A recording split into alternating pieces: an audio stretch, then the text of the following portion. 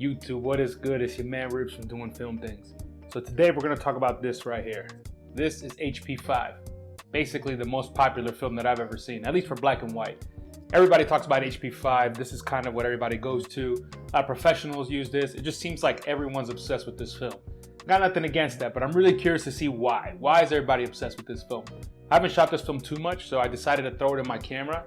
And now that we're in lockdown here in the UK again, basically the only fun thing to do is to go on for an exercise walk. So it's exactly what I did, and I took a walk down towards the river here in London. And of course, that's where all the beautiful buildings are, Westminster and all of that stuff. So I headed that way, HP5 loaded in my Olympus OM20, and I just wanted to shoot. I went during golden hour, and my goal was to kind of test out the film and really pay attention to the results. I think I've shot this film before, but I wanted to see exactly what characteristics the film showed and also just kind of how it behaved in the camera, but also of course in the darkroom as well. So let's jump to some of that footage and check out some pictures.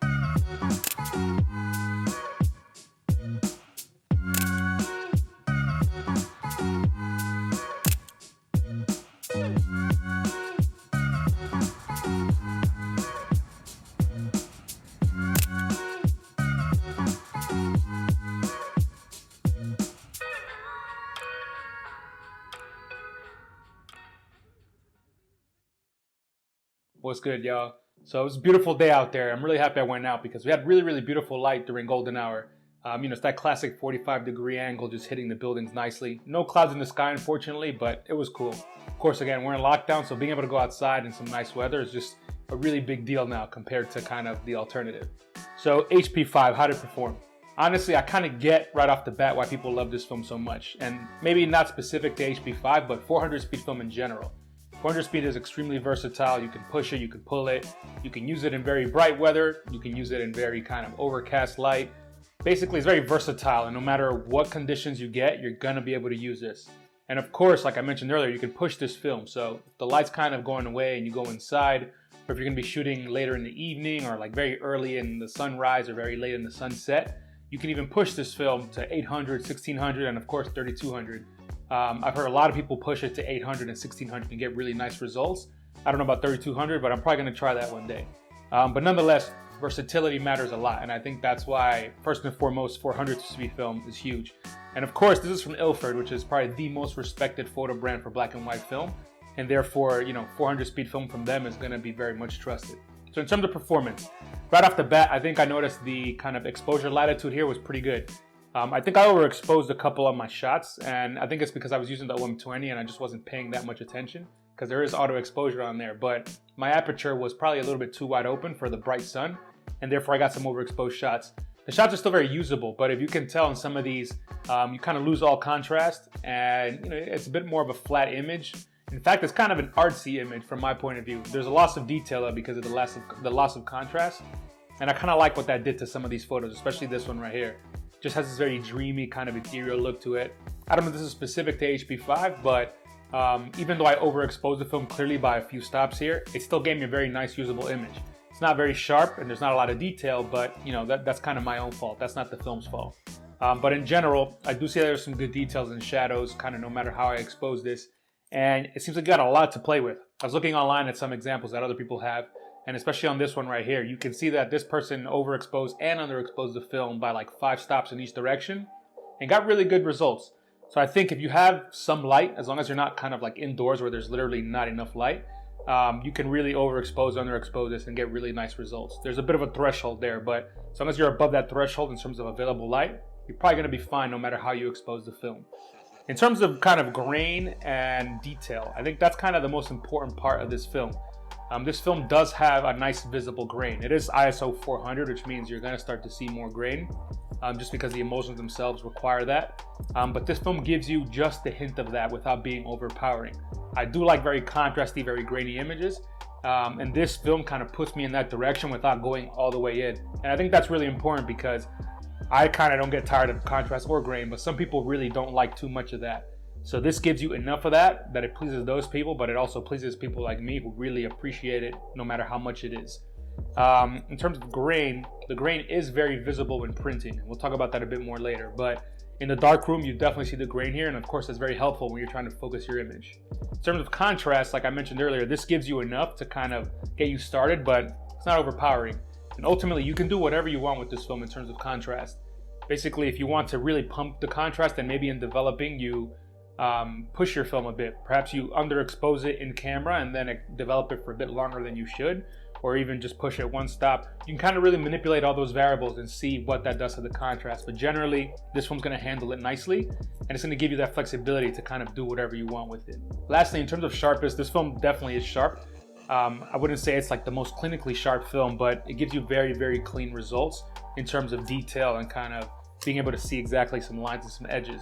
It's interesting because according to the internet, I've never used Delta 400, which is the other Ilford film at 400 speed, but people really like it. But they say that film is extremely kind of clinical in sharpness as opposed to something like this. And the emulsions are different, of course. This has a different grain structure than the other film, and I think the other film's grain structure for Delta 400 actually allows it to be even more precise with sharpness. This one is a bit more classic, and therefore you're going to get a nice mix of, sharpness, but also kind of character, let's say. And ultimately, I appreciate films that have character, no matter whether the character is for me or not. I just like that different films have kind of different looks they give you right out of the box. There's some qualities that are specific to the film and therefore very particular to the film and make the film less interchangeable, You pick this film because of its specific kind of character as opposed to using a different film. So overall, I kind of get why people really like this film. It's this beautiful kind of middle spot between all of the different qualities that you could kind of look for in a picture. So this film's not very expensive, but it's definitely not cheap either. It's kind of right in that sweet spot. And you definitely get what you pay for here. That extra money that you're spending compared to other cheaper black and white films, you get in kind of this nice overall versatile package. I don't know if that would make me choose it every single time, but I think for people who like to buy a lot of film in advance and definitely kind of just trust that they're going to be able to do whatever they want with the film, it makes sense why you would buy this film, 10, 20 rolls at a time, or even bulk loaded, It just does it. It does it well. It's a good price, and it's from a trusted provider. So I get it.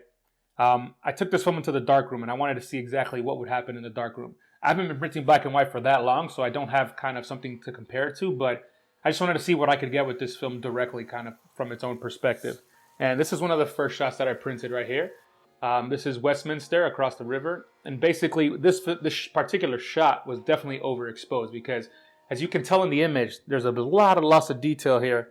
It looks very dreamy. It's almost as if I had smudged something on the lens, or if I had kind of played with the clarity slider in Photoshop and just really kind of turned it all the way down.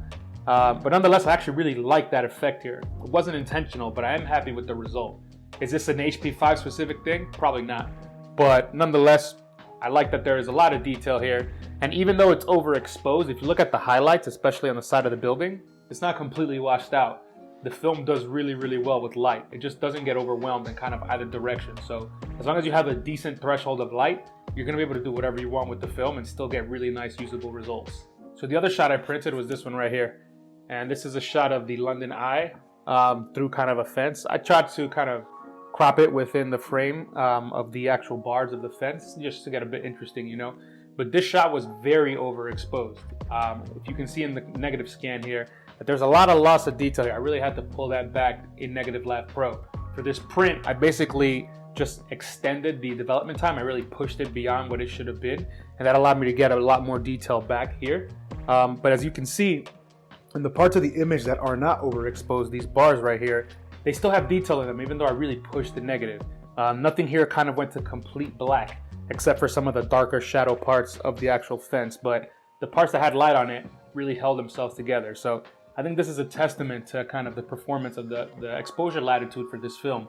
It really just handles light very nicely, whether you go kind of a little bit too little or whether you go way too hard on the highlights. You're really going to be able to manipulate this and still keep a decent amount of detail no matter what direction you go in. All right, y'all, let me know in the comments. Are you one of those people who absolutely is obsessed with HP5? Tell me why. I really want to know what you have to say. I'm also curious if you know of any alternatives to HP5 that are really good. Talk to me in the comments. Let me know. All right, y'all, that's what I got for this week. Hope you enjoyed the video. If you did, please go ahead and leave me a like. And of course, if you haven't subscribed yet, go ahead and subscribe. Until the next video, y'all. Peace.